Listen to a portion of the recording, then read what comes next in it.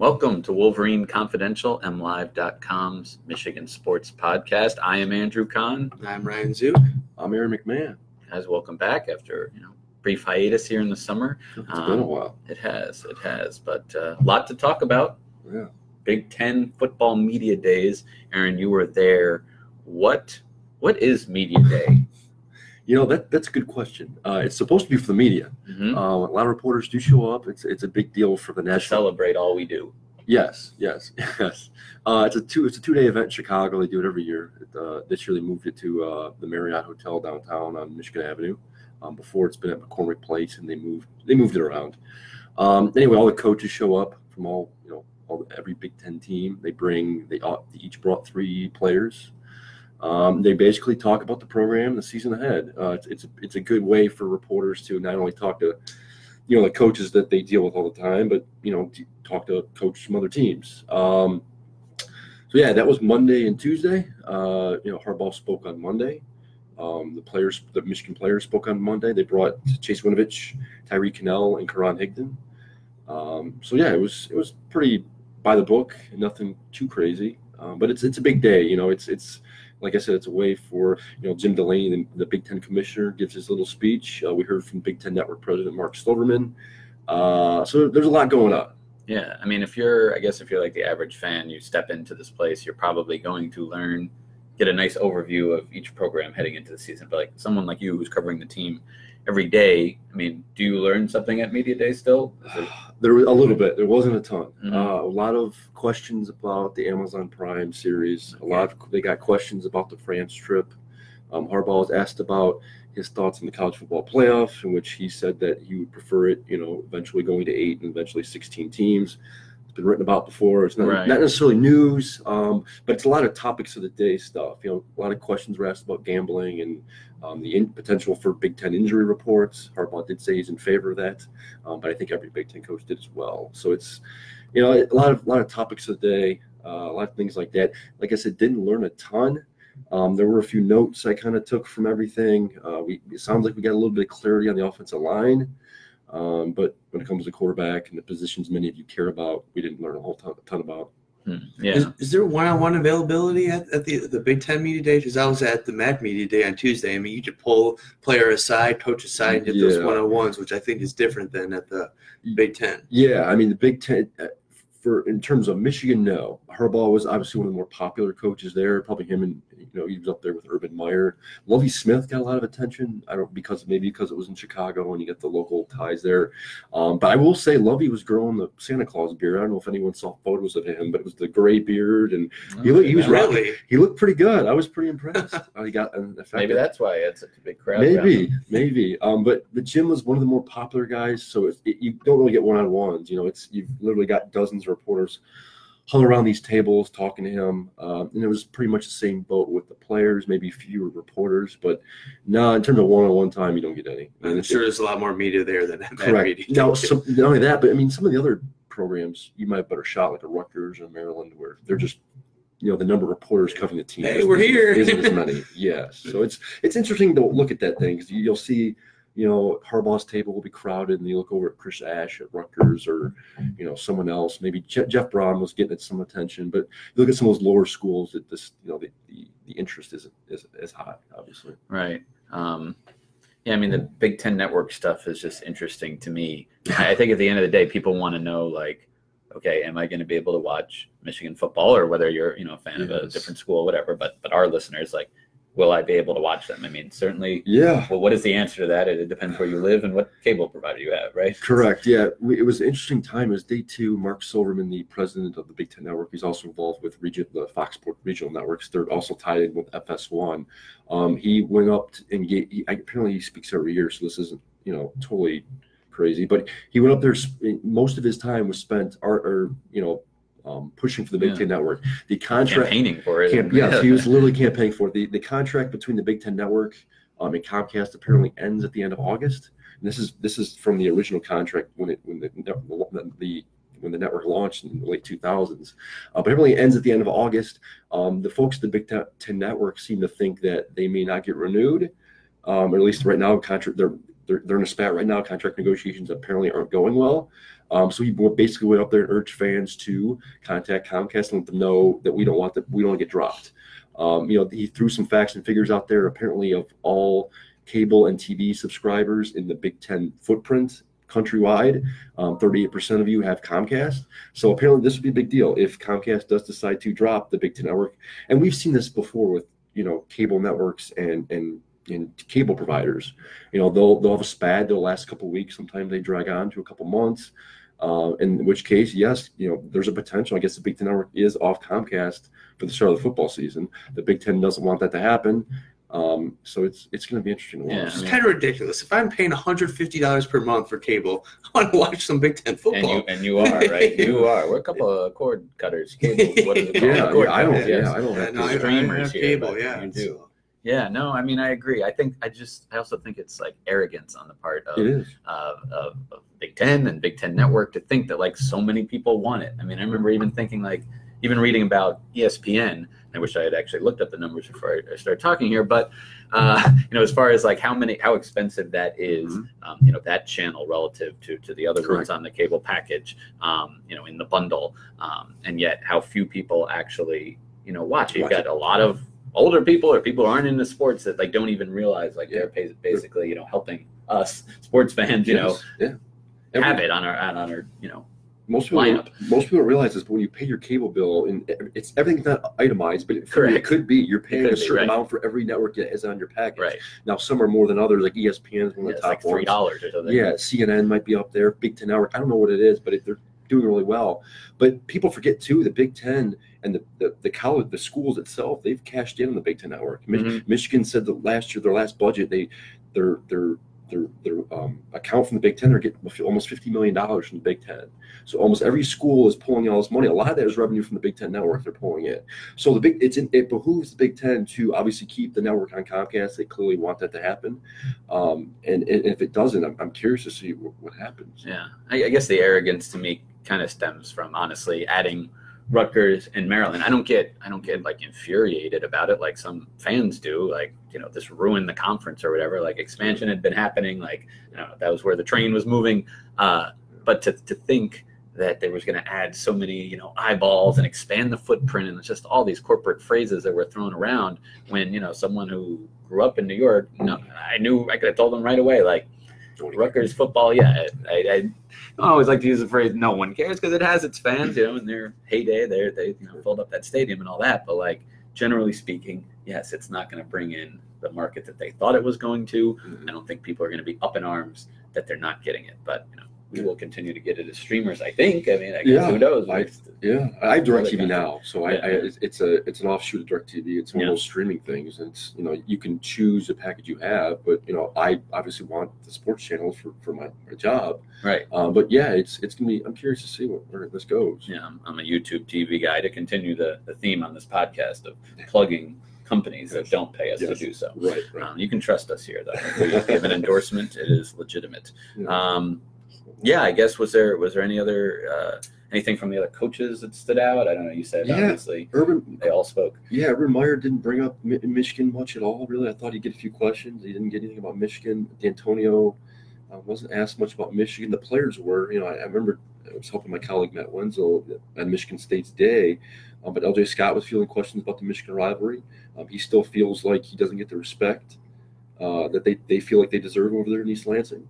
And I kind of asked him why he thought that, and he gave me this kind of jumbled answer, but he ended up saying, well, I guess it's because they're our little sisters. So I don't know if that was an offshoot of the little brother thing. I don't know. But it was clear that the Michigan State players still feel like they've been, I don't know, they feel disrespected. I don't know. And they've won the last 2 of the 3, obviously, with Jim Harbaugh as coach. I mean, they got the upper hand last year.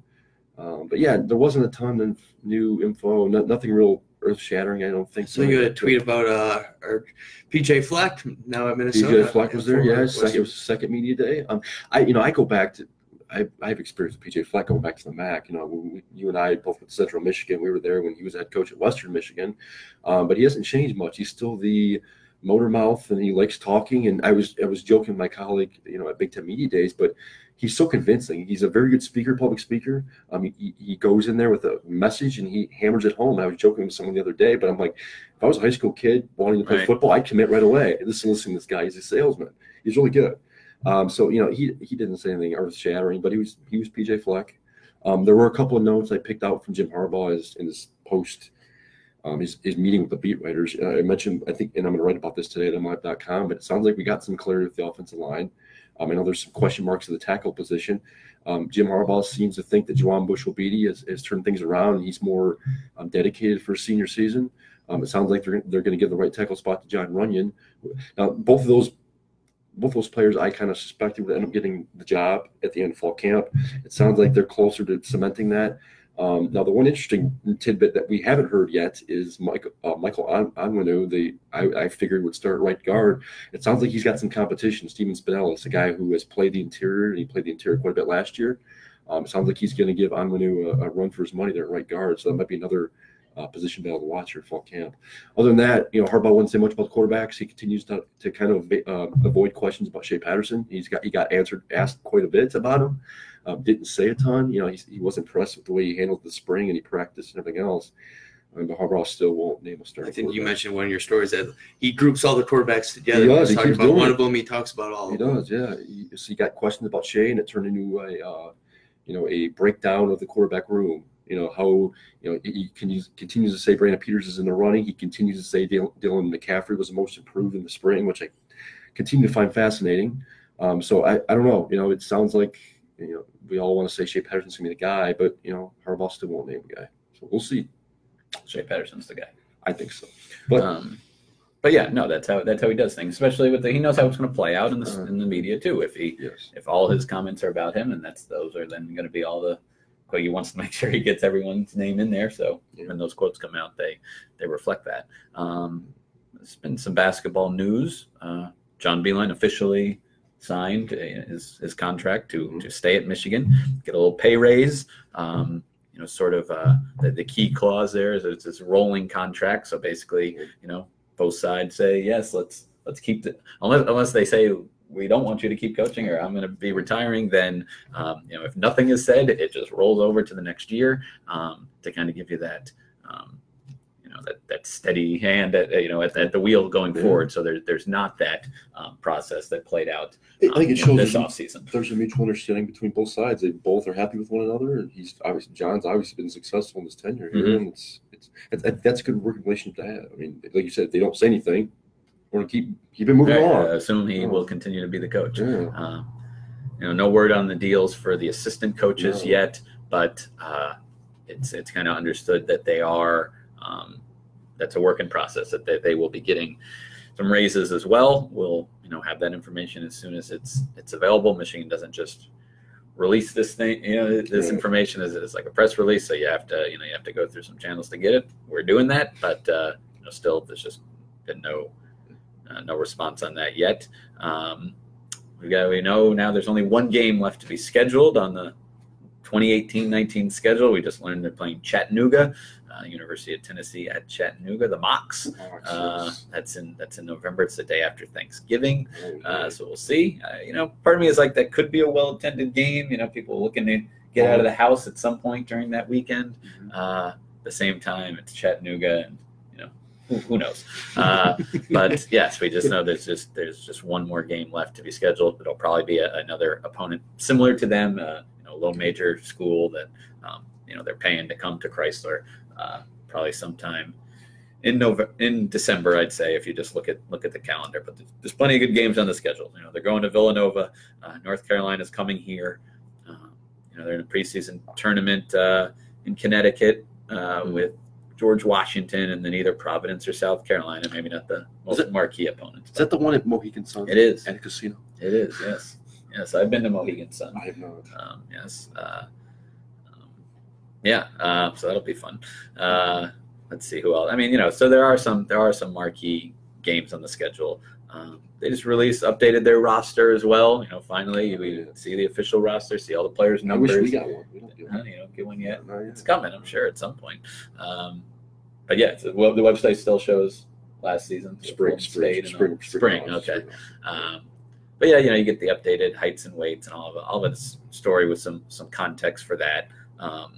But I think a key takeaway from that is the freshmen are already. This is a unique class of freshmen for Michigan basketball. I think John Beeline's known for bringing in these sort of physical projects. They have the skills, but they haven't filled out yet. They're going to need some work in the weight room. That's really not true for at least 4 out of these 5 guys. They're already, you can kind of tell from some of the photos Michigan has put out there, but or if you saw them in high school. But now that the numbers on the website sort of confirm these guys are already pretty physically able to handle the college game. You guys, it's over 200 pounds, solid muscle. So yeah, it's a little different. These guys should be ready to contribute right away, and we'll see if they live up to the hype of the class ranking, top 15, all that. You got to actually play some basketball games and figure that out. But they shouldn't be overmatched physically, at least. So that's some good news. But other than that, they'll have their extra 10 practices that they'll get because they are going to Spain on this international trip that teams get to take every 4 years. So we'll see. In the past, they've 4 years ago they did it, and 4 years before that, and I'm looking at other schools, and it's very hard to tease out whether getting those extra practices and getting these games and the camaraderie and the bonding actually has helped teams in the season. Like, yeah, some teams have had good seasons afterwards because they brought back a lot of good players. Right. Some, Michigan was derailed by injuries the last time they went on this trip. So it's hard to kind of tease that all out. Really quantify that. It's difficult, but it certainly can't hurt. There's no way that extra practices and again, the bonding that'll happen on this trip, will hurt them come the season. But so that's maybe they'll get off to a slightly better start. Sometimes under Beeline, it kind of takes a while for the team to gel, but maybe this will kickstart that process. Who knows exactly, but I guess we'll find out. You got a haircut. I see that. We can't go podcast without talking about that. So. Freshly cut yesterday. You know where. Yeah. I mean, I learned that Aaron did not use the coupon that I gave him on I don't know if it was the last show, but one of the recent shows. He just still went to his place. That really disappointed me. I went to Great Clips and definitely used the coupon. That's for sure. I'm learning. I have not. They told me that for free they'll give you sort of the trim between haircuts. I haven't taken advantage of that yet, and I should. You should. Let me know how it goes. I've never done one of those either. Yeah, I've got vacation coming up, so I should do that. I should probably tease the Athlete of the Week competition I'll be having with my brothers, including the 1.5-mile race that I'll be doing against them. So, listeners, I'll report back with how I did in that. Are you the favorite heading into it? Yes, I won last year. All right. I've been training, gotten some tips from our sports director. I'm ready. Yeah. All right. Anything else?